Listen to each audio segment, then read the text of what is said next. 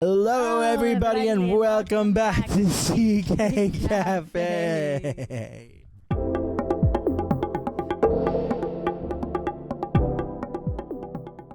What's up, everybody? Welcome back to CK Café. We have a really exciting episode today. I'm so pumped about it. It is with the one, the only, Jessica Vil. So Jessica Vil is an absolutely incredible creative who writes, content creates, does all sorts, and is truly also just a really kind, genuine, and inspiring person. So we're really honored to have her on our podcast. We actually happen to be producing a film with her called Becoming Her, the Marilyn Monroe biopic. In this episode, we dive into Becoming Her, and I think it's really exciting because we're in such an early phase with that project. We're really just now starting to put together some great things that we can't really talk about right now. We're slowly making it, but in a fully independent way. And I think making an independent biopic, even if it hopefully is going to have a larger budget, is daunting and fun and scary and all of the adjectives. So we wanted to do this conversation because we thought it would be really fun to give you all a little bit of insight into the project, into where we're at, and give you guys some background on this project that we love so much, that we've been attached to for a little while now. Yeah, and why it means so much to Jessica and the rest of the Marilyn Monroe community of supporters. And it's just, really special thing. We're so excited to be sharing more about it with you. So that being said, sit back, relax, and enjoy our conversation with the one and only Jessica Vil. Oh, yeah.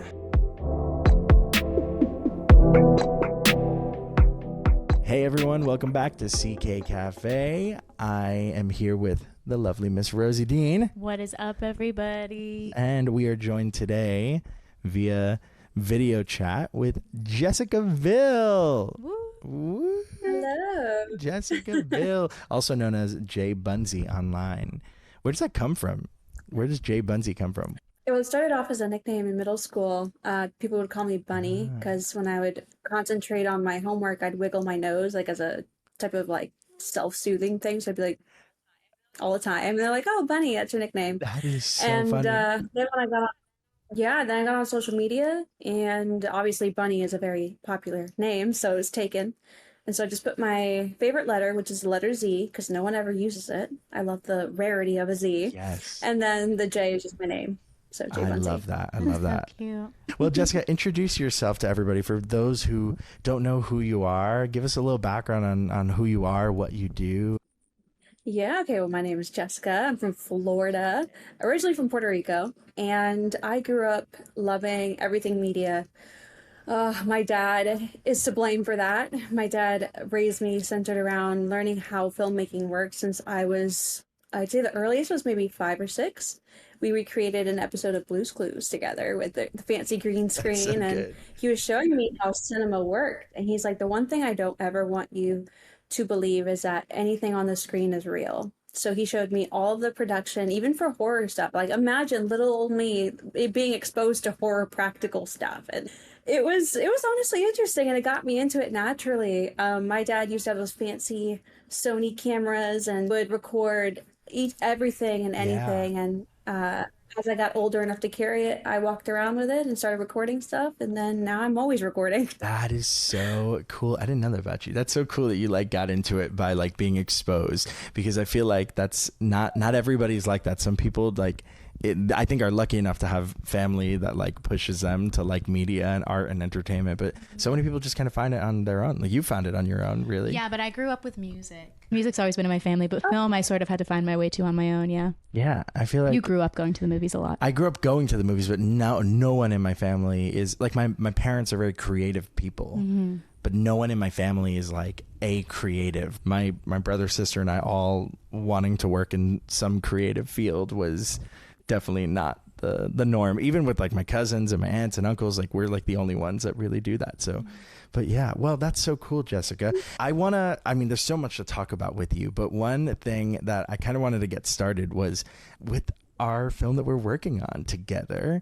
It's a project that I'm so pumped about, and everybody who has heard about like little whisperings about what this project is has been so excited and come up to Rosie and I and, you know, other people we work with and just been so pumped as to like, what the hell is this project? So can you give us a little background on what this project is? It is the redemption of Marilyn Monroe's legacy and truth. We are bringing to the table what Marilyn has desperately tried to bring herself with her autobiography.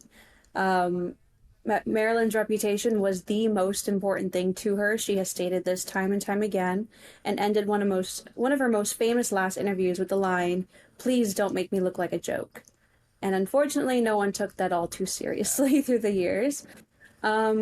It's just taking her voice and putting it on a pedestal for the first time. It's so great. It's so great. And it's called Becoming Her, which I think is the best title ever. I love it so, so much. Rosie had found you online and had found this project because of the noise that you were making with the project, you know, the excitement around a film about Marilyn Monroe. Obviously, you are a wonderful content creator and creative on social media and have done amazing work in the vintage space. So you've amassed a kind of following of people who expect vintage content from you.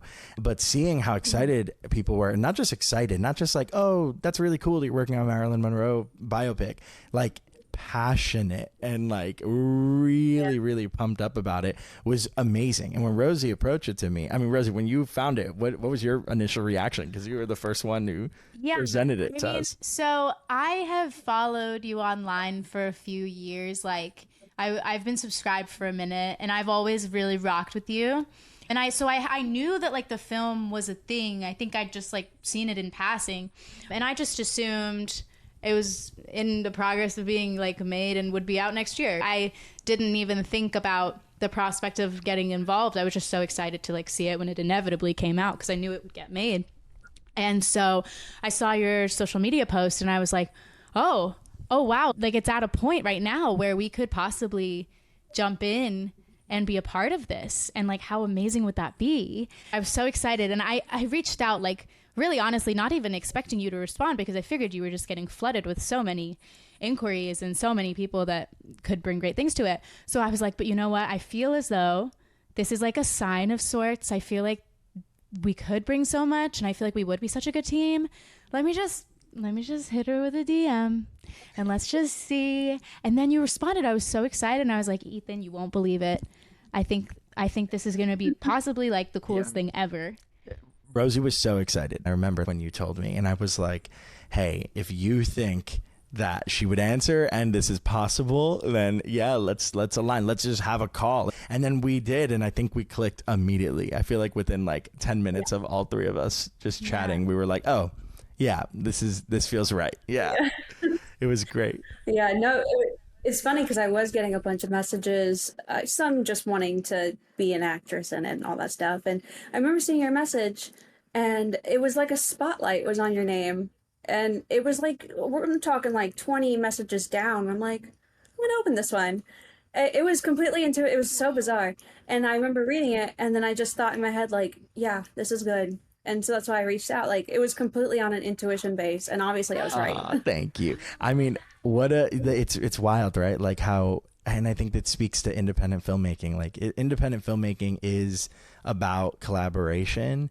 And like, it's hard though, because it's hard to weed through, and like for you literally by going through all of these messages, but for other people too. I mean, to just find people you align with, even just by meeting people at a networking event, wherever it is, it can be really challenging to connect with someone and feel like this is a collaborator. I want to build something with it. Gamble too when it's a project that's so close to your heart and something that you've been developing for so long and that means so much to so many people. So it was like the stars aligned in the most beautiful way. And I think a lot of it is like the result of all of us like showing up online as like our authentic selves as creatives. And I think that authenticity recognizes authenticity, and like, and genuine people gravitate towards each other because you just, like, sometimes you just sense it. I don't know. Like, I could ramble for hours about how excited we are to be working with you and how wonderful we think you are. But yeah, there's just something that like clicked in my heart.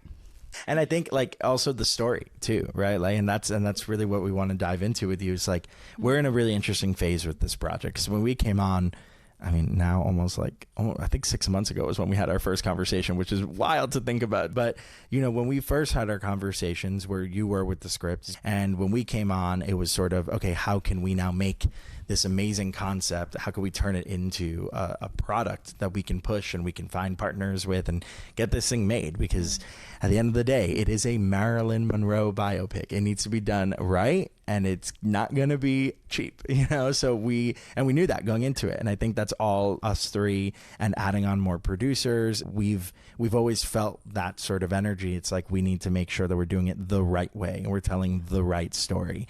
So can you talk about, from your perspective, the importance of telling Marilyn's narrative in this specific way and in this format too? Because I think you could have told us in any way. You could tell the story of Marilyn Monroe as a documentary. You could tell it as a novel if you wanted to. Why film? And why is this film so important to you and you think for the world?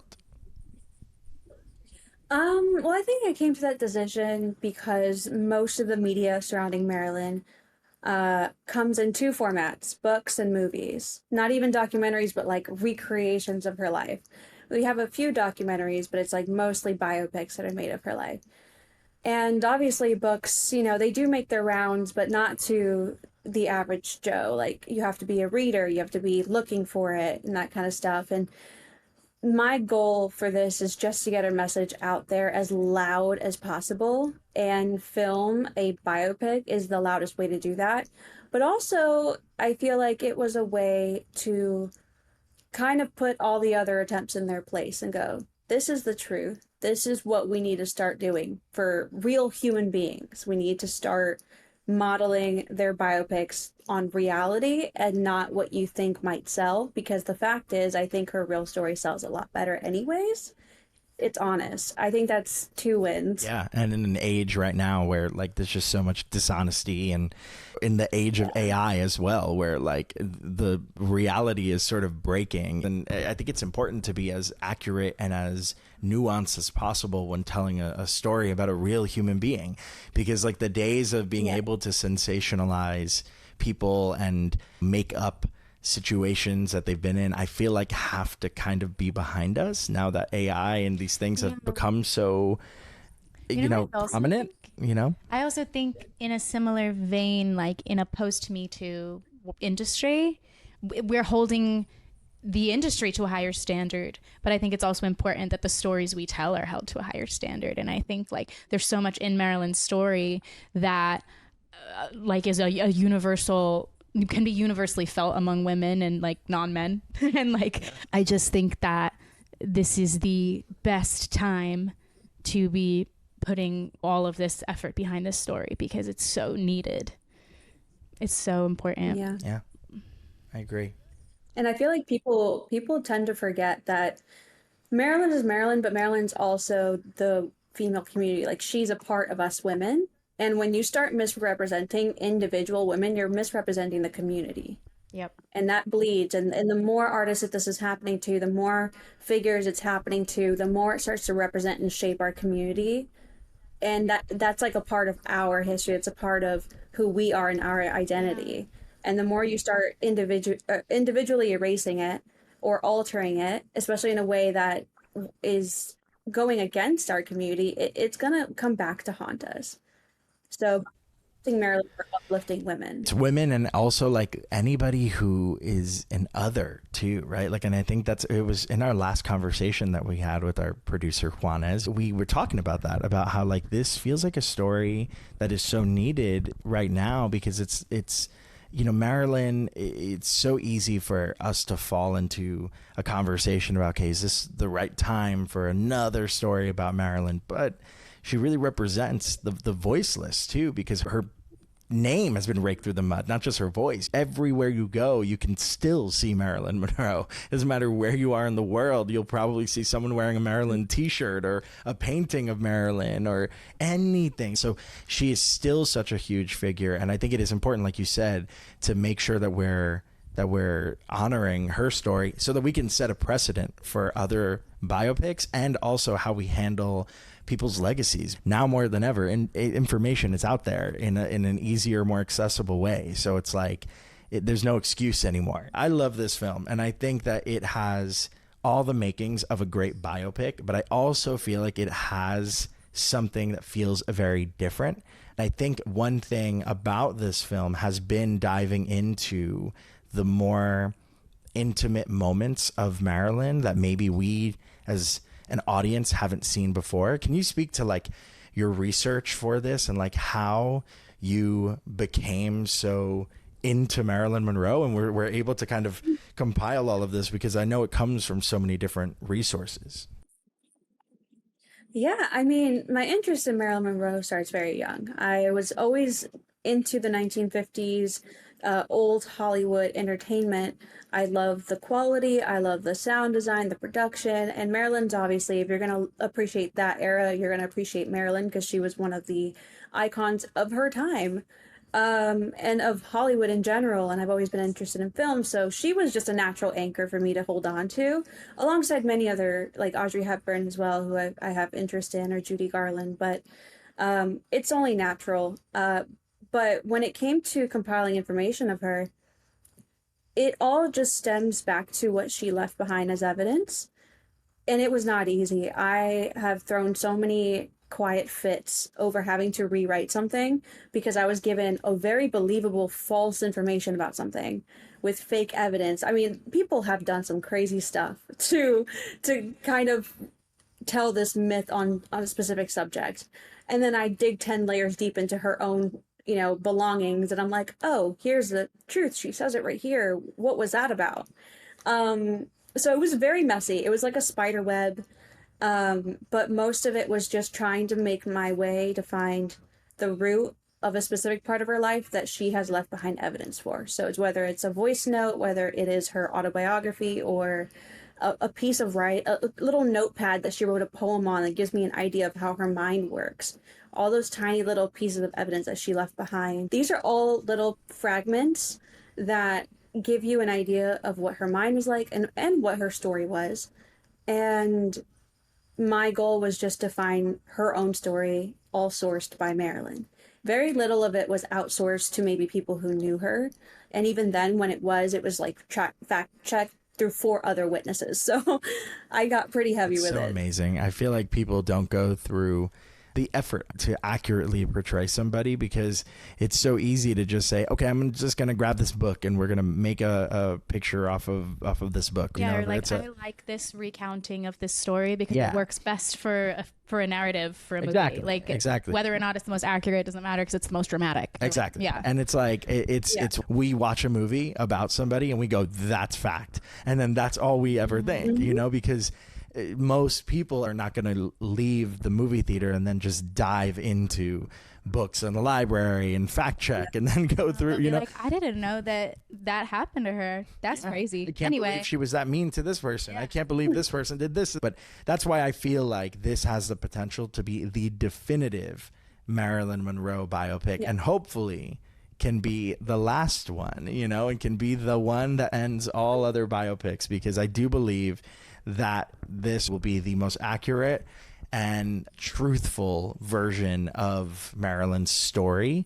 Yeah, at least the A to Z one. I think that from here on out, after this one, there'll probably be biopics kind of narrowing in on moments of her life, whether it's a specific marriage or a specific movie production. I could see an expansion of, because it's 36 years we're talking about. That's a long time, and we kind of just showed the highlight reels that answers all of the myths. So I could definitely see other forms of media, but I think this will be the definitive A to Z story. I've never heard that be told like that, but that's great. That's awesome. I do love a biopic that zones in on just a brief thing. Maybe we could even make one down the line about a specific moment of her life. Becoming her too. But yeah, I think also what's so interesting about Marilyn's life is that there are like common themes throughout that almost like beg to be made into a to Z story, which is not often the case, I feel like, with a person's entire life.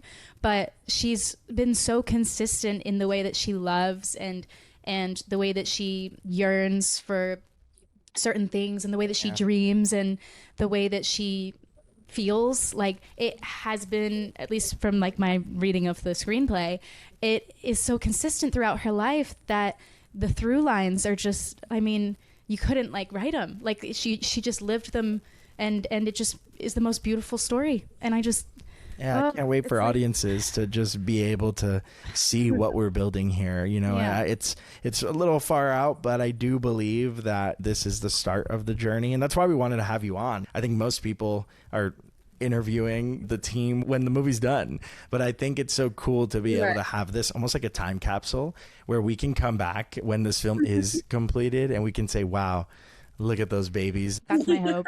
That would be great. That would be amazing. Well, Jessica, I want to know a little bit more about you. So tell us a little bit about you as a writer, because I think that's something that is so cool. If people only know you from social media and what you've done in makeup and all of your amazing content you create on TikTok and YouTube, like what drew you to writing? I know you have a book out. I know you're working on other, novel projects. Why writing? How did that happen? I think it runs in the family. My grandfather was a writer.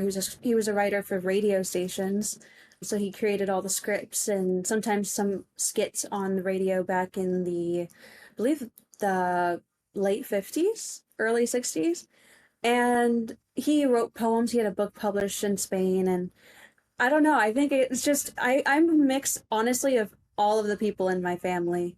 And all my family is very creative in different ways. And I've kind of just took fragments of them. My grandmother was an entertainer and a singer, and I've gone down that path for a bit. And I don't know, I think I'm a direct reflection of how close my family and I really are. And the writing specifically caught my attention the most out of every medium of self-expression that I have exercised.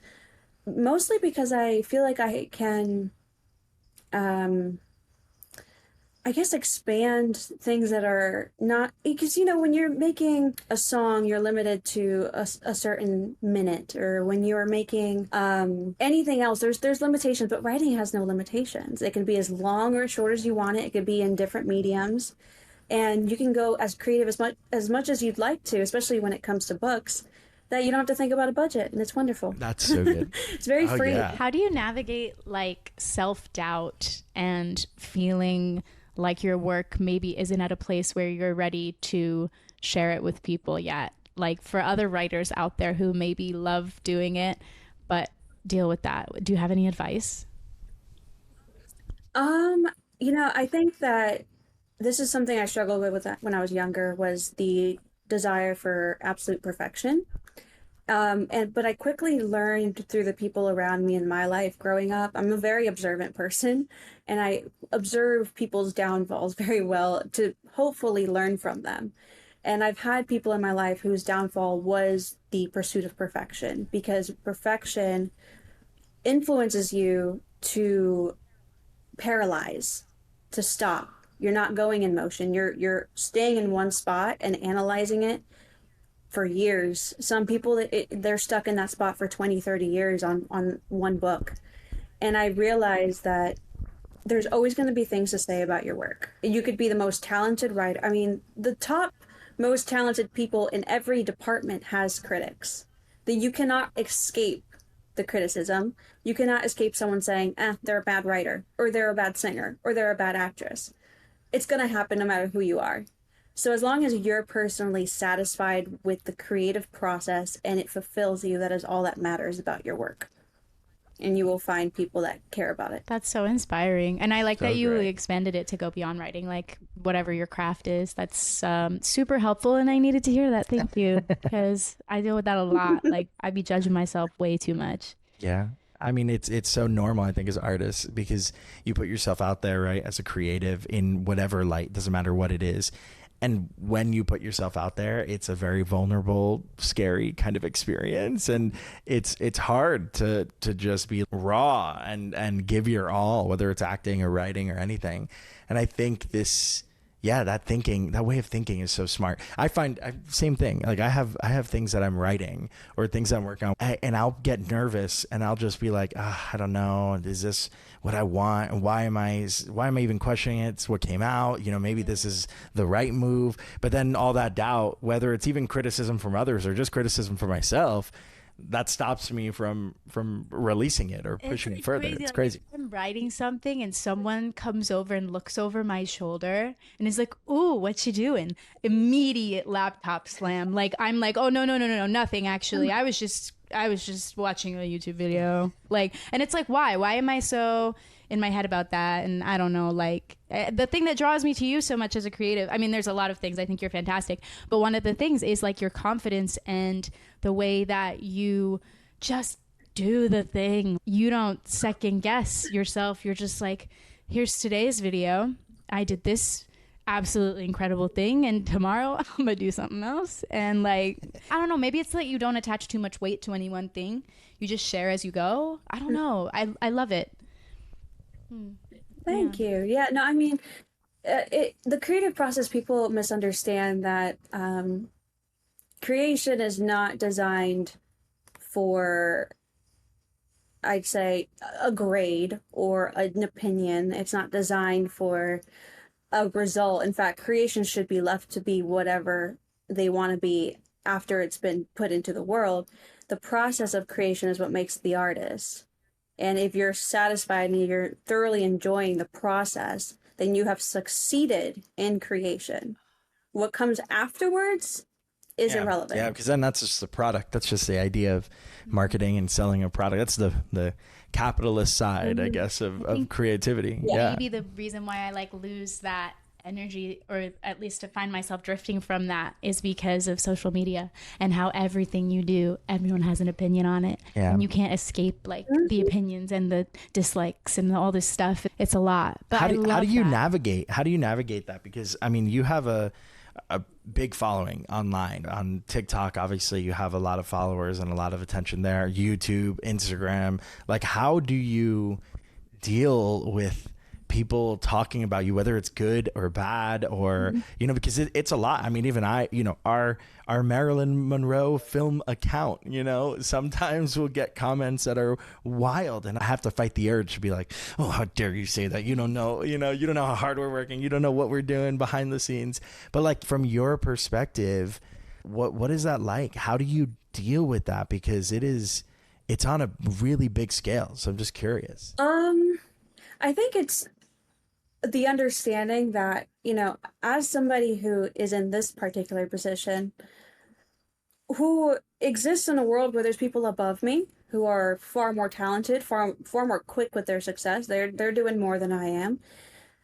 I have never once in my life felt the need to go and rain on their parade when they're trying to do something. I've never had that temptation. I could have insecurities. I could have self-doubt. I've never had the temptation to go out and socially harm someone because they are choosing to do something with their life. So if you're going out and doing that, you're clearly doing nothing, because people who are doing something are too damn busy to be doing all that jazz. So when you realize that people who are judging are not upset because you're creating, they're upset that because they're not creating, because they don't have that. Whatever it is that they see in you that's so wonderful, they don't have it. And it's a very upsetting thing. And it's so funny because even like that clip, right? Like if we clip that and throw that on social media, there's going to be a flood of people who would comment and say whatever they want to say, right? Some people might write think pieces. Some people might write a whole Reddit post, like whatever it is. They'll respond to that very quickly. It can just be a hate train and think pieces about the most insane things. I'm like, whoa, yeah, how do you have the time? But that's a bar right there. You said you don't have time. Yeah. Oh, wow. That was so good. Did you hear me audibly gasp? Yeah, I heard you. I hope the listeners heard that too. No, but it's so true, because it's like, I'm thinking about that now too. I don't think I've left a single hate comment in my life. I know I haven't, because I don't have like hate in my heart or time on my hands. And if I do have time on my hands, I'm doing something nice. Like, I'm not being actively causing social harm, as you said. It's you know, it's also funny too when you think of the pool of people. I'm sure you've thought about this too, Jessica, but like I sometimes it feels like, wow, there's so many people angry about this one thing. And then you really look in and you look at a tweet or at a Threads post or whatever it is, and it's like a little echo chamber where people are just kind of having a discussion and feeling a certain way, but it's not actually representative. And you see that with politics, you see that with media. You're just stuck in an algorithm, and it's so funny to see. Do you see that a lot, Jessica, with being on social media and having it be a big part of your life? Yeah. Oh, absolutely.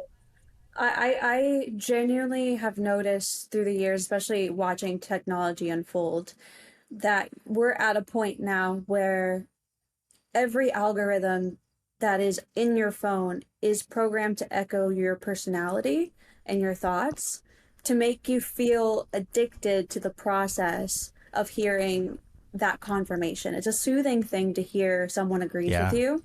And so they'll place you in spaces where you are being more agreed on. And in fact, what I've noticed is that even Google results, when you ask a question on your phone and then you go with a friend who maybe is a complete opposite of you and they ask the same question, you'll get different answers or slightly different worded answers that actually are biased based off of your affiliations. So wild. And I did this the other day. It blew my mind. And I was like, that's terrifying, because how many people have these very corrupt or morally upsetting viewpoints and don't understand that it's not the world that agrees with them.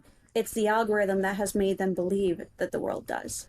That's so true. Art is the thing that I think suffers the most from this, because like you see it with movies. Oh, everybody hates this movie, but let's go see it anyway. And then we go, and it's like the best movie ever. And it turns out we just saw 3 reviews of people that hated it, but then you log onto Letterboxd and it has 4 stars and everyone loves it. So it's just like, I know it's like some people can hate something so much and then that becomes the only thing that's echoed, or it could be the opposite way. And it's unfortunate because, like, especially for an independent film, right? Like independent films only ever go to a certain space or certain level. No matter how hard you try, it just won't get there unless it has this obscene viral moment. Unless it's becoming her. Yes.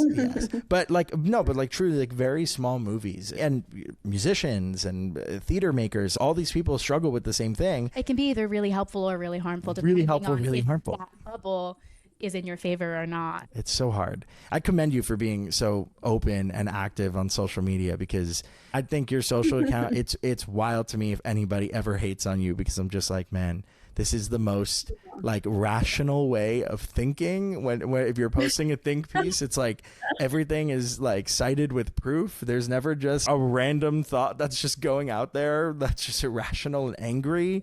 And then also like the fun content you make. You're so creative, and I love your time traveler videos, going to doing the 90s stuff right now on socials is awesome. I think it's so cool too that you have so many skills that I think like often go unappreciated because they're just so essential for the things that you do, like video and photo editing, obviously for all of your pinup photos and all this stuff. You're obviously writing all of the scripts and all of the content. You're coming up with these ideas.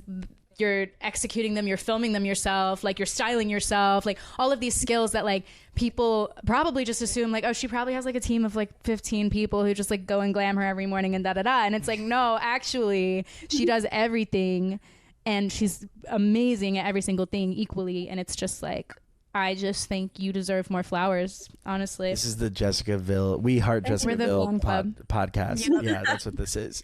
ADHD. Oh, man. Oh, well. No, yeah, of course. It all comes from actual place of admiration and not just, smoke, I'm not used to that. That's so weird. Call me. I'm used to being the worst person ever. No. Call me anytime. I will gas you up, Diva. Well, Jessica, thank you so much for hopping on the podcast today. We really appreciate it. We gotta all get on a call right now, so we gotta hop off of this. But can you tell the audience where they can find you and how they can support you? Well, they definitely could find me anywhere that has the user J Bunzy or Jessica Vil. And don't forget to follow Marilyn Film for updates on Becoming Her. Yeah. And more updates are coming soon. Like I said, we'll do that follow-up podcast one day. Yeah, you know that trend where it's like, my friend's going to tell you something and you're going to listen and you're going to be nice. That's how I feel right now. It's like, and you're going to follow her and you're going to support our movie. Yeah. Support Marilyn Monroe. Yeah. Exactly. Okay. Well, thanks, Jessica. We appreciate it. We'll see you soon.